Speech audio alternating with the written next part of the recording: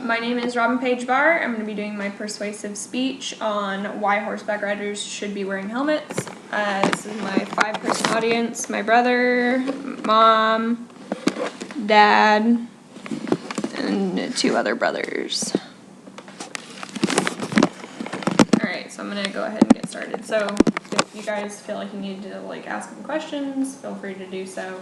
I'm just going to be going over my points. Alright, so when can we ask questions? At the end or during? When I'll give brief moments of pause so you can ask questions. Okay. Alright. Helmet use has been a hotly debated topic among equestrians for ages. Research shows that properly fitted helmets, safety-approved riding helmets, can drastically reduce head injuries. There are hundreds of excuses why people give to avoid wearing helmets while riding 1,200-pound or more animals, which I will explain in further detail on why people give these excuses or what excuses they're going to be giving.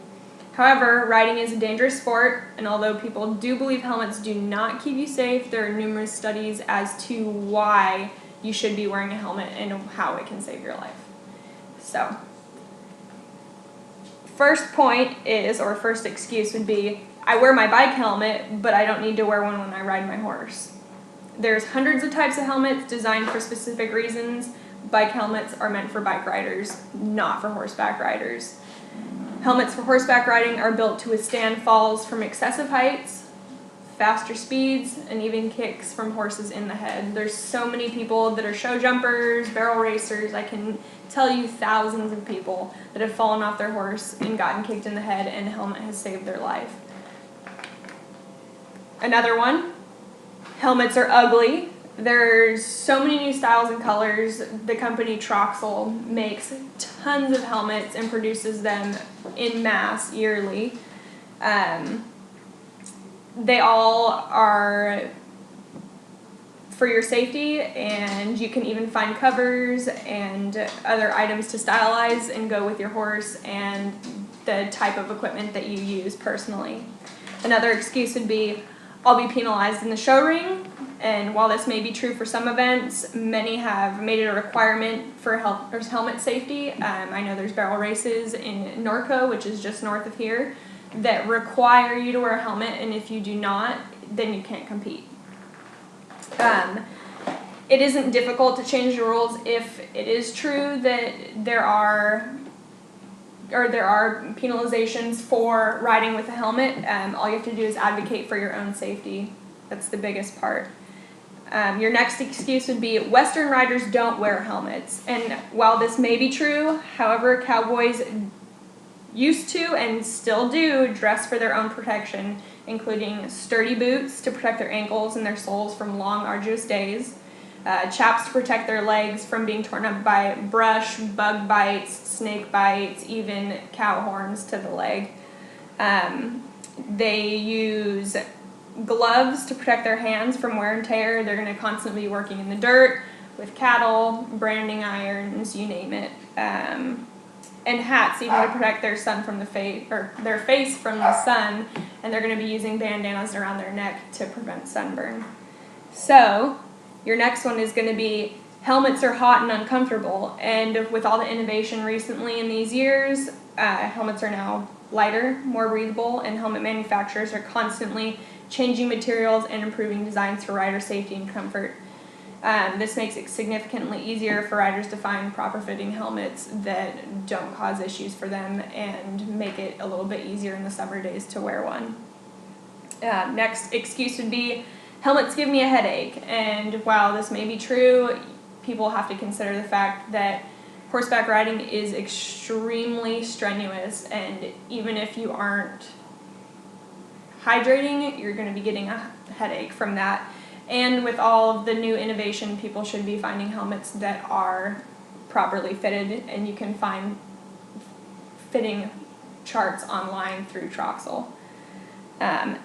Another one would be, I get helmet hair, which I really have no response for this one. Helmet hair looks a heck of a lot better than a ventilator does when you're sitting in a hospital bed. So My next excuse would be, I'm an experienced rider, and while you may be an experienced rider, there's no statistical correlation between skill and injury likelihood. It's actually proven fact that people who have at least 27 years of experience or more are actually more likely to be injured riding a horse than riders that are not experienced. Another excuse would be, it's my head and I can do what I want, which it is correct. It is your head and you can do whatever you want.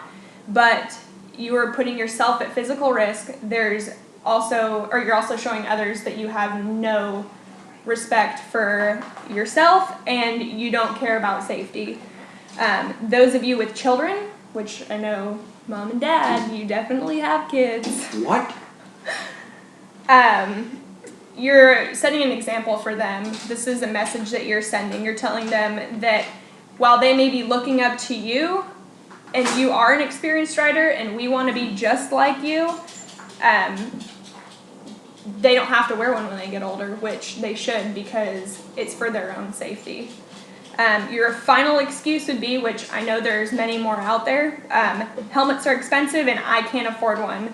Permanent brain damage is going to cost you a lifetime of paychecks, valuable memories, hours of rehabilitation, and potentially even your life. If you can afford a horse, vet bills, a trailer, a truck to get to the horse, gas, all those things, then you can definitely afford a helmet. There's not a helmet out there that's not that expensive. So if you guys want to go take a minute, think about that. If you have any questions. Do they make water drink horse helmets? What? Like the beer cans that you put on? I don't know. You might be able to find one like that at cover. Do they make horse helmets with Viking horns? I'm sure they do. Remember we saw one at the barrel race that had Oh, that's right, yeah. a Viking helmet like that. All right, so now my points as to why you should wear a helmet and the reasons for wearing a helmet. Helmets are 80% effective when it comes to preventing injury horseback riding. Mild concussions, I've been through nursing school, we see them time and time and time again. They can cause life-altering experiences. You will be permanently injured, and the more you have concussions, the more you hit your head, the more likely you are to develop stroke and other brain-related injuries. Falls from horses, even standing, can result in traumatic brain injuries and even death. Injury risk is correlated with the height of your horse and your fall and the speed at which you're traveling. Horseback riding injuries are more commonly seen in those who ride for pleasure and at a walking speed, believe it or not. Even though there are people that do barrel racing and horse racing and show jumping, dressage, or competitions at higher speeds, they do not receive as much injury as others would, believe it or not. Contrary to popular belief, only 23% of riders' injuries occur when participating in jumping events, which you would totally think it would be the opposite because they are jumping at such high heights and can fall and hit themselves on other objects other than their horse and the ground. Head injuries are cumulative, like I said. An original head injury can be made significantly worse by additional concussions. Head injuries are extremely expensive, and even a minor concussion can surmount to thousands and thousands and thousands of dollars, and I know we know people that have that issue and have dealt with that before. So in conclusion, at a minimum, 100 deaths per year occur from horseback riding accidents, with 10 to 20 times as many head injuries occurring for each fatality. Okay. Oh. You may think that because it's your head and your brain, you can decide what risk you take. Yes, it's true, but to be frank, it's stupid. If you don't die with a traumatic brain injury, you could be permanently disabled. Even worse, you could use all functioning abilities and be kept alive via respirator and feeding tube. And do you really want to do that to your loved ones? Because I would definitely not want to do that. and you definitely don't want to put them in the position where they have to decide if you're going to be kept on life support or not. So